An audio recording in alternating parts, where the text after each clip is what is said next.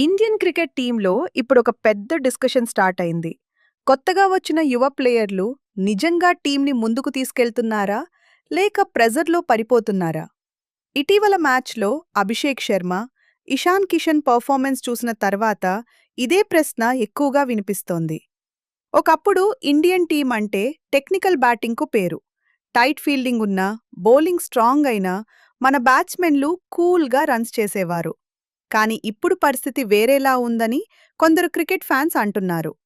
Fielding కాస్త tight అయితే చాలు, భారీ షాట్‌కు వెళ్లి క్యాచ్ ఇచ్చేస్తున్నారు. టీ20 స్టైల్‌కు అలవాటు పడి బాల్ ఎక్కడికి వెళ్తుందో కంటే బ్యాట్ ఊపడం మీదే ఫోకస్ ఎక్కువైందన్న విమర్శలు కూడా వినిపిస్తున్నాయి.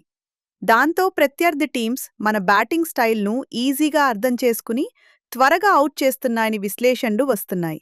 అందుకే ఇప్పటికైనా సెలెక్టర్లు తొందరపడకుండా కొత్త ప్లేయర్లతో పాటు అనుభవం ఉన్న ఆటగాళ్లకు కూడా అవకాశం ఇవ్వాలని కొందరు మాజీ క్రికెటర్లు సూచిస్తున్నారు. మరి ఇండియన్ టీం బ్యాటింగ్ మళ్లీ పాత ఫామ్‌లోకి వస్తుందా? లేక యువ ఆటగాళ్లకే పూర్తిగా ఛాన్స్ ఇస్తారా? చూడాలి. మరిన్ని అప్డేట్స్ కోసం మా ఛానల్‌ను సబ్స్క్రైబ్ చేయండి.